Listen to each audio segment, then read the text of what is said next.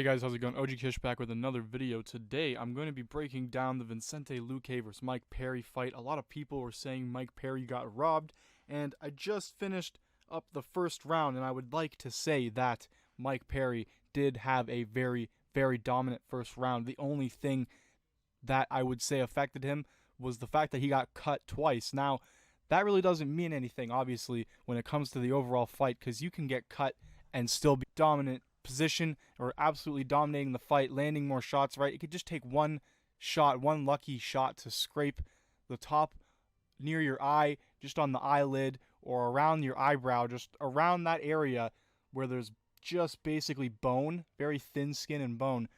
One shot like that, just a lucky one too, can basically cut that, or even just a straight jab can cut that. And in the first round of this fight, we do see both fighters, Luque and Perry, pushing each other back, controlling each other toe-to-toe in the octagon. No ground control. Sometimes in the clinch, though, moment where Perry went in with a big barrage of strikes and Luque almost hit him with a big knee. There was a few times, actually, Luque almost hit him with a knee, and there was one time, actually, he did hit him with a big flying knee. It didn't do a lot of damage, but it definitely did connect. Overall, in the first round, I do think Mike Perry won it. Also, to keep note that Vicente Luque was landing a lot of leg kicks, so he was controlling him with leg kicks, but overall, in the first round, it was a Mike Perry round. So the first minute of round 2, we see Luque open up with leg strikes. He's there basically the entire fight with leg strikes, Perry returning with some of his own strikes with the leg. Then he instantly gets him up in a clinch, up against the cage, and they kind of stand up in the clinch for most of the first minute of the round. Now, you can say, yes, Perry is in the more dominant position at the moment here, which he is, and he was pushing back Vicente Luque. So they break from the clinch, and instantly we see Vicente Luque start pushing Perry back. We see him start stalking him, but they're continuing to throw shots.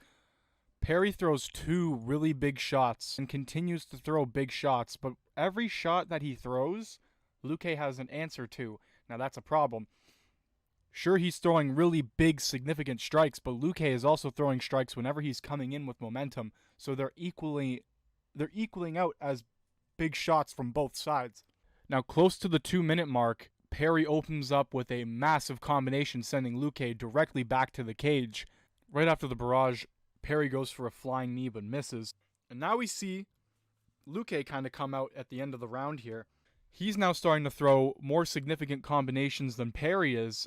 And you can see here at 1 minute and 7 seconds, they show the significant head strikes. You can see Luque is not that far away from Perry. Perry has 32 significant head strikes, and Luque's got 26. And as this fight goes on, especially in this late round, and if they didn't also count those significant combos previous to this popping up, this could also be off, right? The significant strikes in total. Luque landed some nice combinations, but Perry was also coming in with shots of his own, landing to the body, leg kicks. He was coming in with his own stuff. This was honestly a very close fight and hard to judge if you are obviously a judge. Round 2 is the overall deciding round in the fight, and you could say it literally went either way. It was such a close round. That is basically why people are saying Mike Perry got robbed, and if Mike Perry won the fight, people would have said Vicente Luque got robbed. It was legit the second round that came down to the fight. The third round technically could have went either way as well, as Luque was dominating for position a lot of the round. Perry gets him into a clinch. The ref breaks it up. They're both landing big shots through this entire round too. Like, they're exchanging a lot. I think Luque was landing a few more combinations though. And also the extremely big knee that broke Mike Perry's nose, like brutally broke his nose as well. Cannot forget that. That was also a very dominating factor in the fight.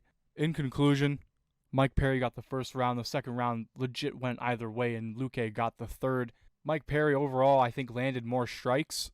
The second round was the deciding factor. I've said this many times already, but if you go back and watch the fight, you can judge the first and third round accordingly to the fighters. The second round, though, I'm sitting there going, damn, that was a close one. That was a very, very close one.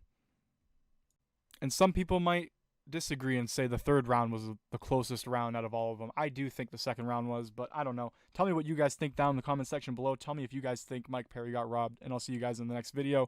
Peace. One thing is for sure, though, Mike Perry is a fucking animal.